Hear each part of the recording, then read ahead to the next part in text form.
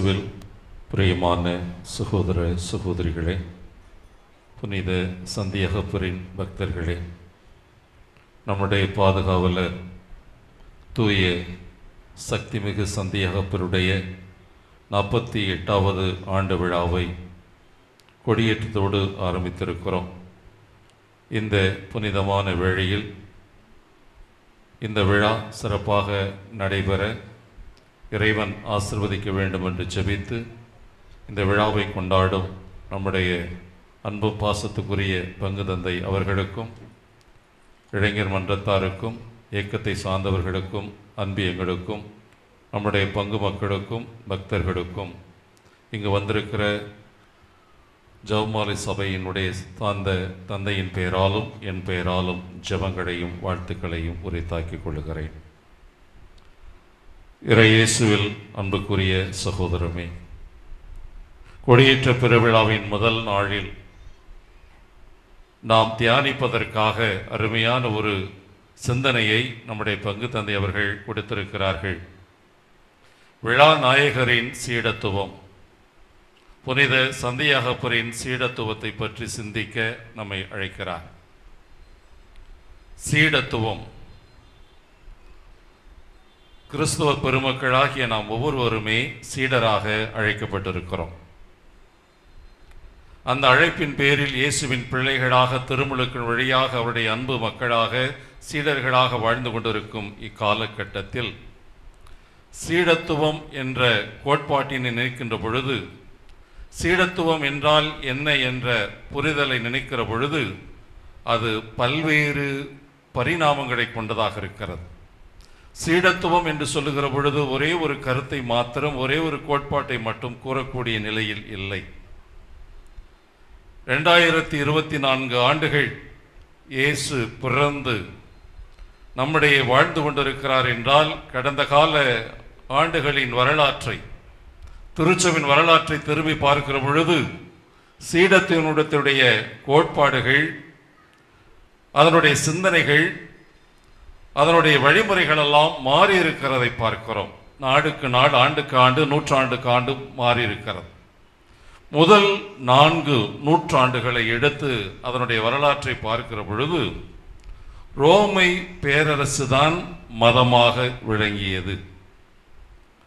கிறிஸ்தவர்கள் ஆதியிலே இயேசுவை பின்பற்றி வாழ்ந்த கிறிஸ்தவர்களை கிளர்ச்சி இயக்கமாக ரோமை பேரரசு கருதியது. அவர்களை புரட்சிகரமான மக்களாக கருதினார்கள்.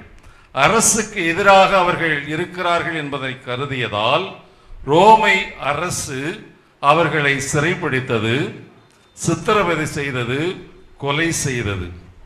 ஆக சீடத்துவம் என்பது முதல் 4 நூற்றாண்டுகளில் இயேசுவுக்காக தன் உயிரை கொடுப்பது, வேத சாட்சியாக மரிப்பதுதான் சீடத்துவம். அந்த ஒரு நிலையில் வந்தவர்தான் நம்முடைய பாதுகாவலர் புனித சந்தியகப்பர். முதலாக இயேசுவுக்காக தன் உயிரை கொடுத்த உத்தம வீரர் தான் நம் பாதுகாவலர். அடுத்த சில நூற்றாண்டுகளில், 4 நூற்றாண்டுகள் கடந்த பிறகு ரோமை அரசானது கான்ஸ்டைன் என்ற ஒரு பேரரசனுடைய ஆட்சிக்கு உட்படுகிறது. அவனுடைய வாழ்வு கிறிஸ்துவை மையமாக கொண்ட ஒரு வாழ்வாக மாறியதால் ரோமை பேரரசே கிறிஸ்துவ மதமாக, கிறிஸ்துவ அரசாக மாறுகிறது. இந்த ஒரு நிலையில் கிறிஸ்துவுக்காக, கிறிஸ்துவ மதத்திற்காக யாரும் சாக தேவையில்லை அல்லது வேத சாட்சியாக மரிக்கக்கூடிய சூழ்நிலை இல்லை. மாறாக அந்த காலகட்டத்தில் சீடத்துவம் என்பது எதை மையமாக கொண்டிருந்ததென்றால், புலன்களை அடக்கி காட்டிற்குள் சென்று இயேசுவோடு பேசி தியானிக்கின்ற ஒரு துறவற வாழ்க்கை தான் சீடத்துவமாக கருதப்பட்டது. அந்த காலகட்டத்தில்தான் துறவிகள் தோன்றினார்கள், துறவற மடம் தோன்றியது. உதாரணமாக எடுத்து பார்க்கிற சமயத்தில் புனித வனத்து அந்தோனியாருடைய வாழ்க்கையை நீங்கள் பார்ப்பீர்கள் என்று சொன்னால், அந்த காலகட்டம் அவர்களெல்லாம் தங்களுடைய புலன்களை அடக்கி தன்னுடைய குடும்பத்தை விட்டுவிட்டு, சொத்துக்களை எல்லாம் விட்டுவிட்டு தனியாக பாலைவனத்திற்கு சென்று காட்டுக்குள் தியானம் செய்கின்ற ஒரு வாழ்க்கை வாழ்ந்தார்கள். அந்த வாழ்க்கை தான் சீடத்துவ வாழ்க்கை. அதன் பிறகு திருச்சபையுடைய வரலாற்றை பார்க்கிற பொழுது திருச்சபையானது சடங்குகளாலும் சம்பிரதாயங்களாலும் நிறைந்திருந்தது. எனவே திருச்சபை சட்டம்தான் சாராம்சமாக இருந்தது, ஆணி வேறாக இருந்தது. யாரெல்லாம் திருச்சபை சட்டத்தை கடைபிடிக்கவில்லை என்றால் அவர்கள் கிறிஸ்துவ மறையின் எதிராளியாக கருதப்பட்டார்கள். கண்மூடித்தனமாக சடங்குகளை கடைபிடிக்க வேண்டும் என்று திருச்சபையானது அந்த காலகட்டத்தில் வலியுறுத்தியது. இதனை பிடிக்காமல், இந்த கருத்தை பிடிக்காமல் தான் மார்ட்டின் லூதர் கிங் அந்த காலகட்டத்தில் கத்தோலிக்க திருச்சபையிலிருந்து வெளியேறுகிறார். அது ஒரு காலகட்டம். இன்றைய காலகட்டத்தை நாம் எடுத்து பார்க்கிற பொழுது சீடத்துவம் என்பது முற்றிலும் மாறிய ஒரு நிலையில் இருக்கிறோம். மனிதனுடைய மனநிலைகள் நசுக்கப்படுகிற பொழுது, சமுதாயத்தின் மேம்பாட்டு நிலைகள், மனித நேயங்கள் நிர்மூலப்படுத்தும் போது அதற்கு எதிராக குரல் கொடுக்கக்கூடிய ஊழியம் செய்கிறவர்கள் தான் உண்மையான கிறிஸ்தவர்கள்.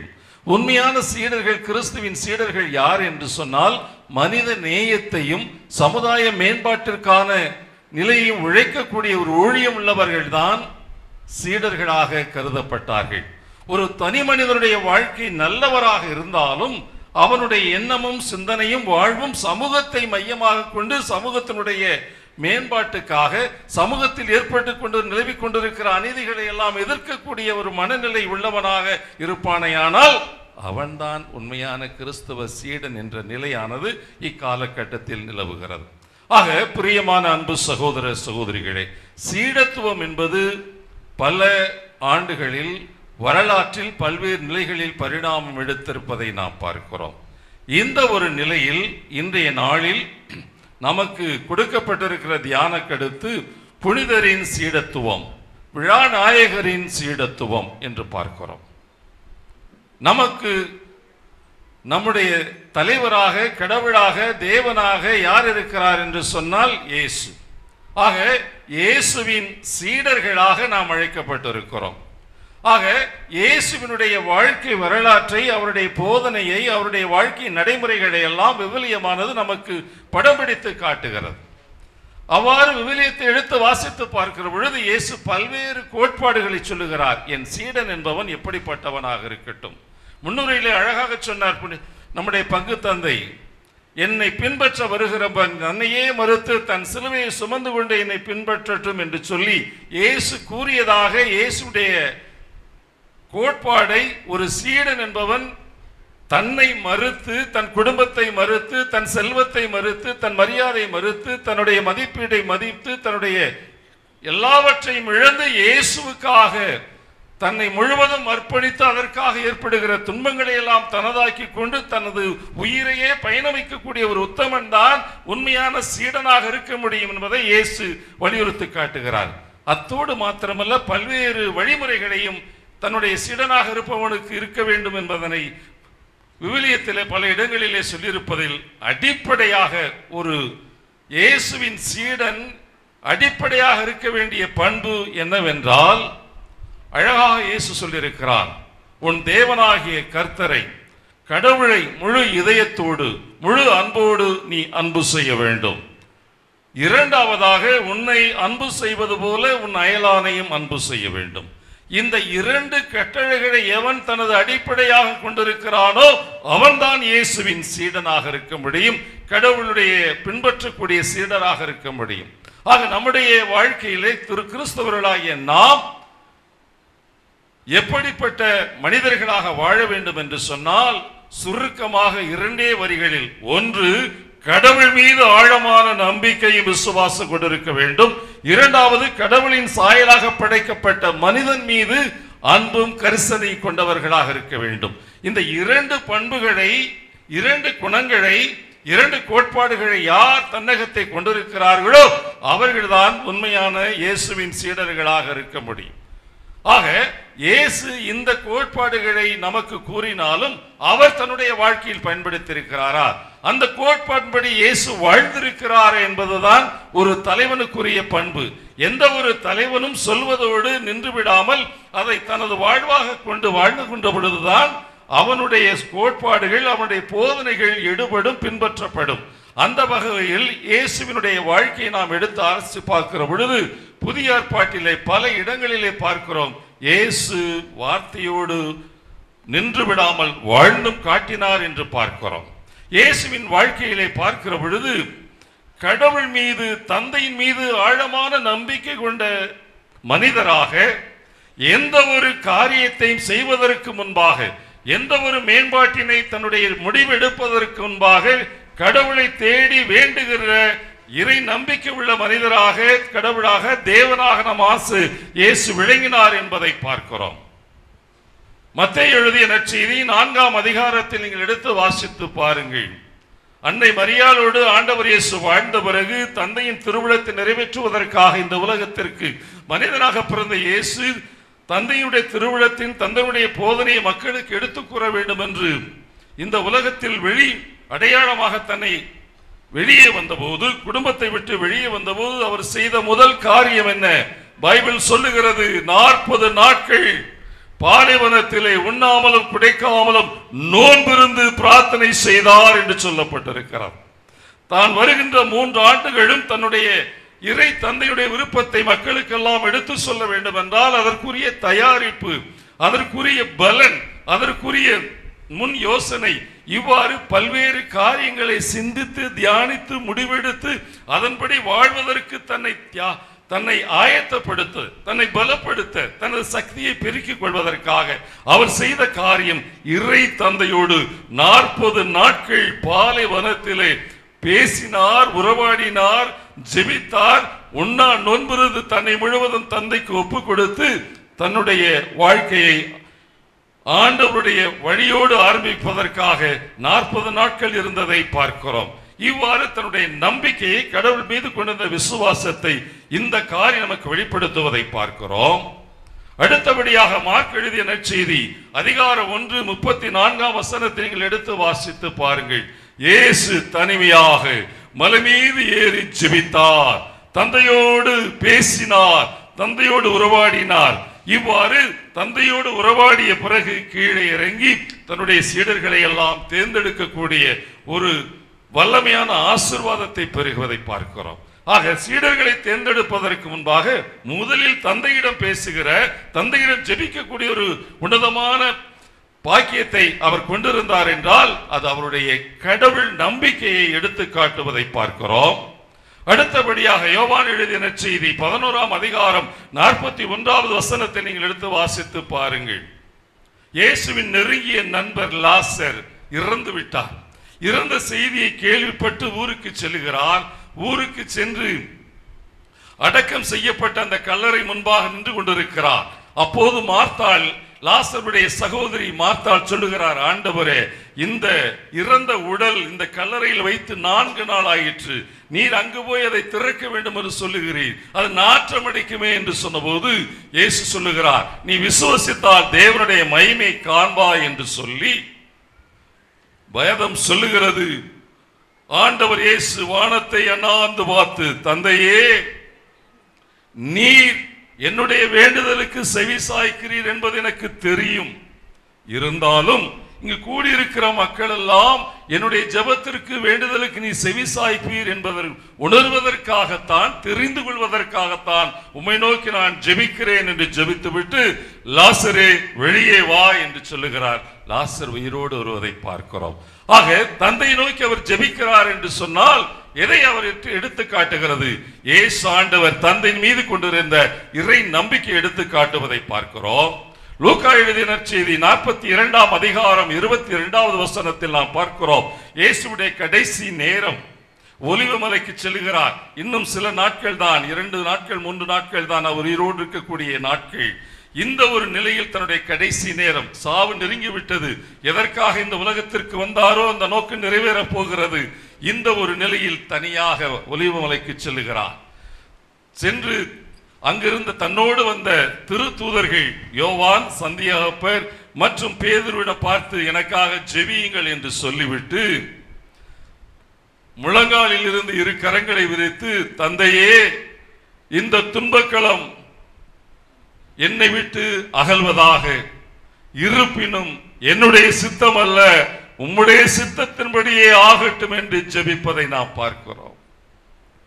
ஆக தன்னுடைய வரக்கூடிய 3 நாட்கள் எனக்கு அவமானம் போகிறது, என்னை சித்திரவதை செய்ய போகிறார்கள், சாட்டையால் அடிக்க போகிறார்கள், எச்சி உமிழ்ந்து என் முகத்தை துயரத்தில் ஆழப் போகிறார்கள், என்னை சிலுவையில் அறைய போகிறார்கள், என்னை சாகடிக்க போகிறார்கள். ஆண்டவரே, இந்த துன்பத்தை என்னிடமிருந்து அகற்ற மாட்டாயா என்று சொல்லி கலங்கி கண்ணீர் வெடித்து ஜெபித்து தன்னுடைய வேர்வையெல்லாம் ரத்தமாக மாறி வேதனையோடு ஜெபிக்கிற பொழுது அவர் கடவுள் மீது எந்த அளவுக்கு ஆழமான நம்பிக்கை கொண்டிருந்தார் என்பதை பார்க்கிறோம். இவ்வாறு விவிலியத்தை எடுத்து வாசித்து பார்க்கிற பொழுது இயேசு ஆண்டவர் தனியாக சென்று தன்னுடைய பணிகளுக்கெல்லாம் கடவுளை தந்தையிடம் சென்று ஜெபித்ததை பல இடங்களிலே குறிப்பிட்டு காட்டிருக்கிறது. ஆக எதை இதை சுட்டி காட்டுகிறது என்று சொன்னால், கடவுளுடைய சீடராக தன்னுடைய சீடர்கள் இருக்க வேண்டும் என்றால் முதலில் இறை நம்பிக்கை உள்ளவராக இருக்க வேண்டும். அதற்கு நான் உதாரணமாக இருக்க வேண்டும் என்பதை எடுத்து காட்டுவதை பார்க்கிறோம். இரண்டாவதாக, இயேசு சீடராக விளங்குவதற்கு தகுதியுள்ளவராக இருக்க வேண்டும் என்றால் தன்னோடு வாழ்ந்து கொண்டிருக்கிற சக மனிதரை அன்பு செய்ய வேண்டும். இயேசுவின் வாழ்க்கையிலே பார்க்கிறோம், ஓரங்கட்ட ஒதுக்கப்பட்ட ஓரத்தில் விடப்பட்ட எல்லாராலும் விலக்கப்பட்ட மனிதர்களை அன்பு செய்யக்கூடிய, கரிசனம் காட்டக்கூடிய, உதவுகின்ற உயர்ந்த மனப்பான்மையை இயேசு கொண்டிருந்ததை பார்க்கிறோம். அவருடைய வாழ்விலே அன்பை மையமாக கொண்டு இரக்கத்தையும் கனிவையும் மன்னிப்பையும் தனது வாழ்வின் உலகங்களாக கொண்டு வாழ்ந்ததை வேதத்திலே பல இடங்களிலே பார்க்கிறோம். ஆக சீடனாக இருக்கக்கூடியவன் எப்படி இருக்க வேண்டும்? அடுத்தவரை அன்பு செய்ய வேண்டும். அவ்வாறு தலைவராக இருக்கக்கூடிய இயேசு அவ்வாறு அன்பு செய்தார் என்றால் ஆம், எங்கே நாம் பார்க்கிறோம்? மார்க் எழுதிய நற்செய்தி 1ஆம் அதிகாரம் 43ஆம் வசனத்தில் நீங்கள் வாசித்து பாருங்கள்.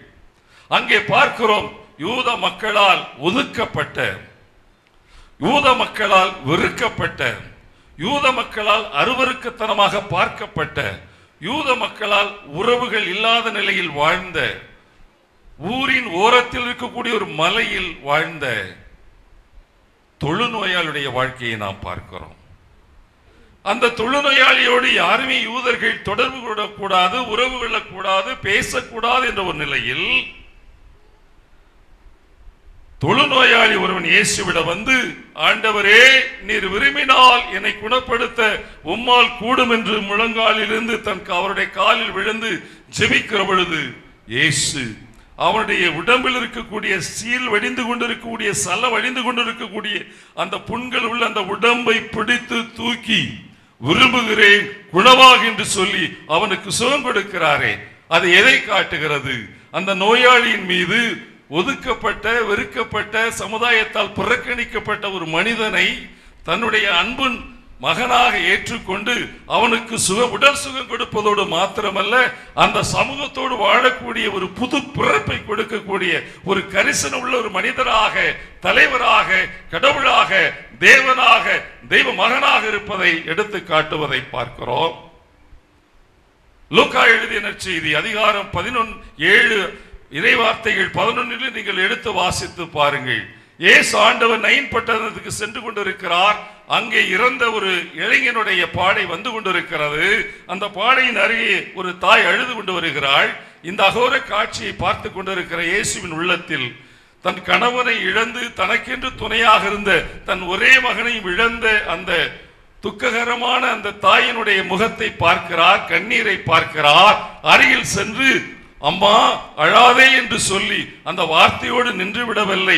அவன் கண்களிலிருந்து வழிந்தோடுகிற அந்த கண்ணீரை நிரந்தரமாக துடைக்க வேண்டும், நிர்மூலப்படுத்த வேண்டும், இல்லாமல் ஆக்க வேண்டும் என்பதற்காக அந்த இளைஞன் இருந்த அந்த பாடையின் அருகே சென்று, இளைஞனே எழுந்து வா என்று அவனுக்கு உயிர் கொடுத்து அந்த மகனை அந்த தாயிடம் ஒப்படைக்கிறாரே, அதை எதை காட்டுகிறது?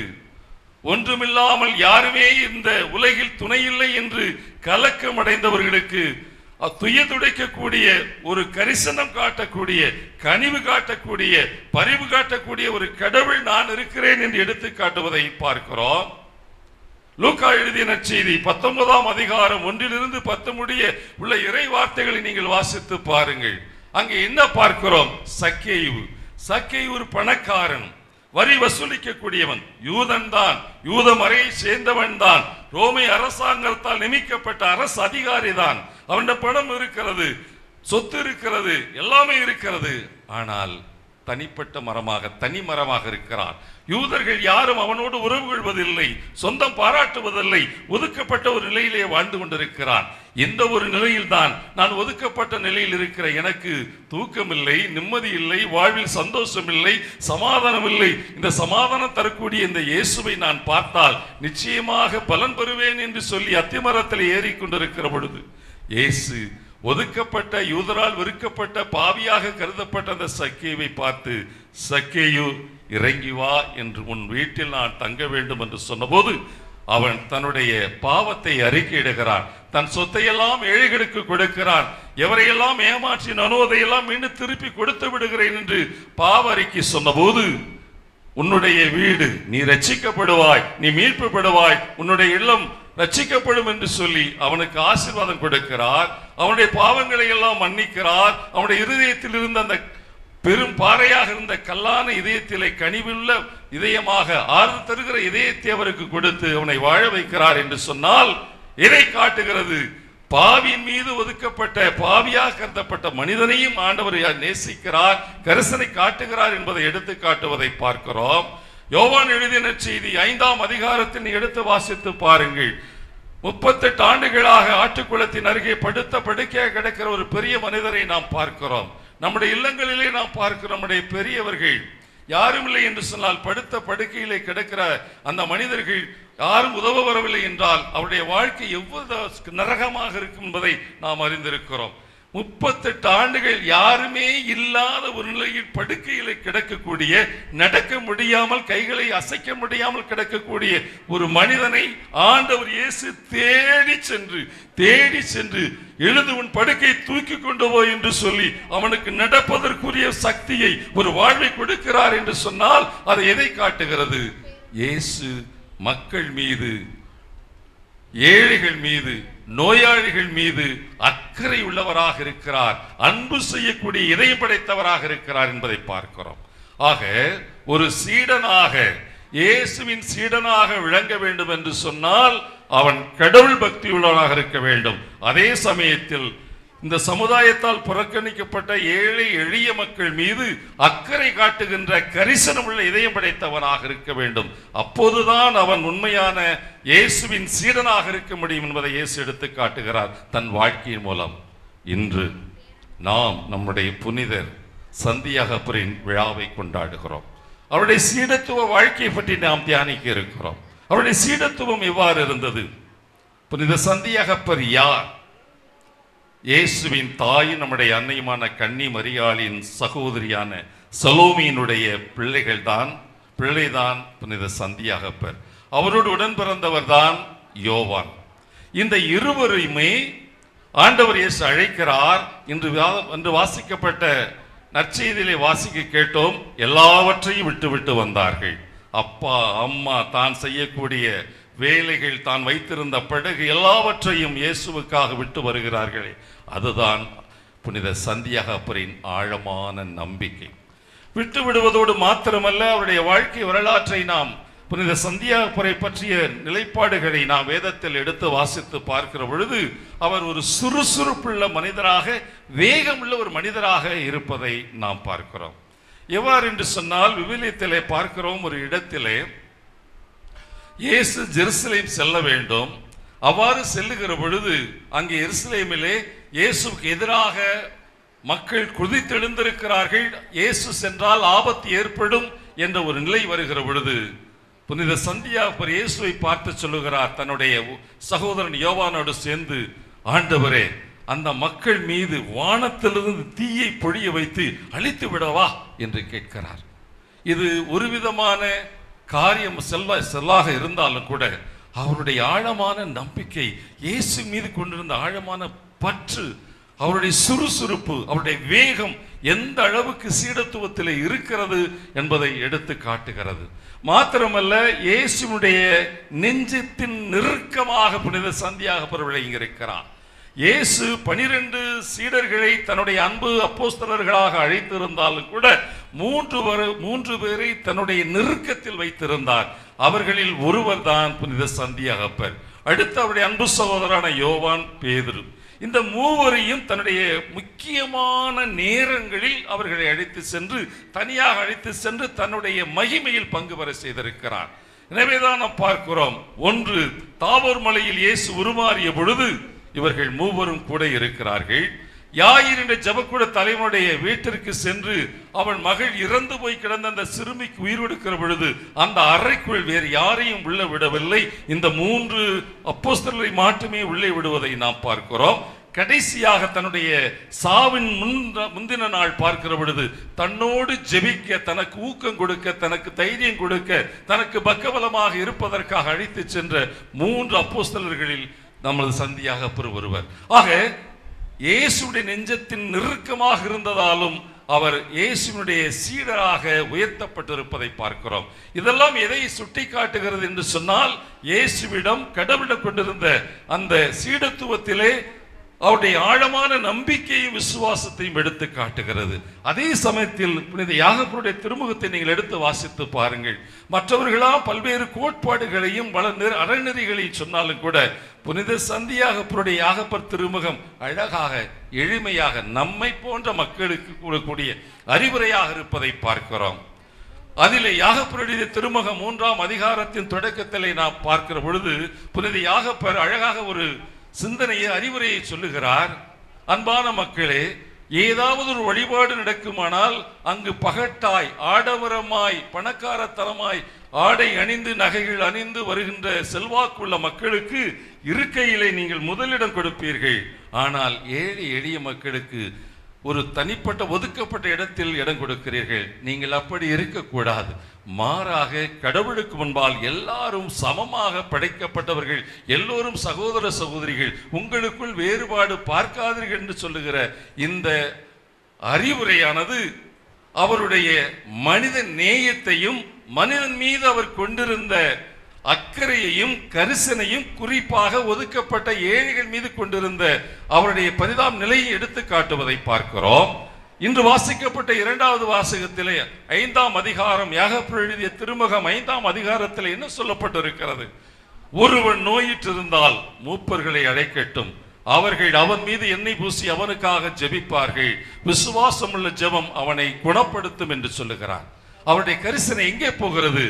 நோயுற்று கிடக்கக்கூடிய, உதவி இல்லாமல் கிடக்கக்கூடிய இந்த நோயாளிகளுக்கு ஜெபிக்க வேண்டும். எப்படி ஜெபிக்க வேண்டும்? மூப்பர்களை, குருமார்களை அழைத்து வந்து அவர்களுக்காக ஜெபிக்க வேண்டும் என்று அறிவுரை சொல்லுகிறார் என்று சொன்னால், அந்த ஏழை எளிய மக்களுக்கு, குறிப்பாக நோயாளிகளுக்கு மீது கொண்டிருந்த அவருடைய கரிசனத்தை எடுத்து காட்டுகிறது.